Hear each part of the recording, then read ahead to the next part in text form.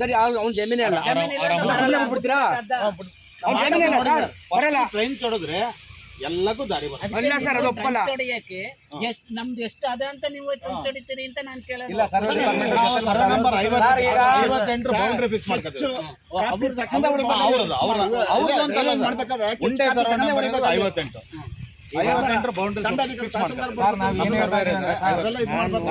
ಗುಂಡಿ ಮುಚ್ಚಬೇಕು. ನಾಳೆ ಸ್ಕೆಚ್ಚು ನಮಗೆ ಬೇಕೇ ಬೇಕು, ಅವಶ್ಯಕತೆ ಇದೆ. ನಮಗೆ ಸ್ಕೆಚ್ಚು ಬೇಕು, ಜೊತೆಲಿ ನಾವು ಬರ್ತೀವಿ. ನಿಮ್ಮ ಅಧಿಕಾರಿ ವರ್ಗ ಯಾರ್ಯಾರು ಬರ್ತಾ ಇದ್ದೀವಿ? ಈಗ ನಾಳೆಗೆ ಸರ್ವೇರು, ನಾನು ಸರ್ವೇರ್ ಗ್ಯಾರಂಟಿ ಸರ್, ಮತ್ತೆ JCB ಕೆಲಸ ಮಾಡಕ್ ಬರ್ತೀವಿ ಸರ್. ಸಾಹೇಬ್ರು ಫ್ರೀ ನೋಡ್ಕೊಂಡು ಬರ್ತಾರೆ ಸರ್. ಅವ್ರಿಗೆ ನಾನು ಈಗಲೇ ಬಂದು ನಿಂತು ಕೇಳಿಲ್ಲ, ಯಾಕಂದ್ರೆ ನಾನು ಮಾಡಿಸಿ ಅಷ್ಟರಲ್ಲಿ ಬಂದರೆ ಅವ್ರು ಬಂದ್ಬಿಟ್ಟು ನೋಡ್ಬಿಡಿ ಸರ್ ಅಂತೇಳಿ ಬಂದು ಕರೆದಮ್ಮ ತೋರ್ಸ್ಕೊಡಲ್ಲ ಸರ್.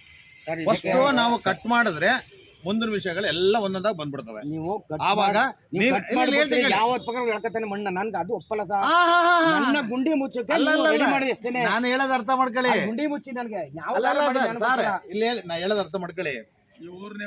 ಕಟ್ ಮಾಡಿದ್ರೆ ಬೆಳಿಗ್ಗೆ ದಾರಿ ಬರ್ತಾನೆ ಸರ್. ಈಗ ನಾವು ಹೇಳೋದು ಏನಪ್ಪ ಅಂದ್ರೆ ಒಂದು ಸಿಂಪಲ್ ಸರ್. ಅಧ್ಯಕ್ಷರೇ ಒಂದು ನಿಮಿಷ.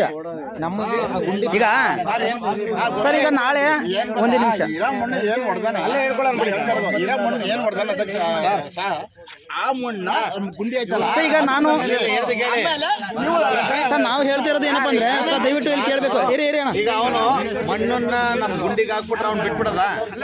ಅವ್ನು ಬಿಟ್ಬಿಡಕ ಇಲ್ಲ ಇಲ್ಲ, ನಾವು ಹಂಗೆ ಹೇಳ್ತಾ ಇಲ್ವಲ್ಲ, ಅವ್ರನ್ನ ಬಿಡಿ ಅಂತ ಹೇಳ್ತಾ ಇಲ್ವಲ್ಲ. ನಾವು ಹೇಳ್ತಿರೋದು ಏನಪ್ಪ ಅಂದ್ರೆ ಈಗ ನಾವೇನ್ ಮಾಡ್ತಿರೋದಂದ್ರೆ ಕಟ್ ಮಾಡಿ ಅವನ ಮೇಲೆ ಈಗ ಕಂಪ್ಲೇಂಟ್ ಆಗಿದೆ, ಕಂಪ್ಲೇಂಟ್ ಕೊಟ್ಟಿದ್ದೀವಿ.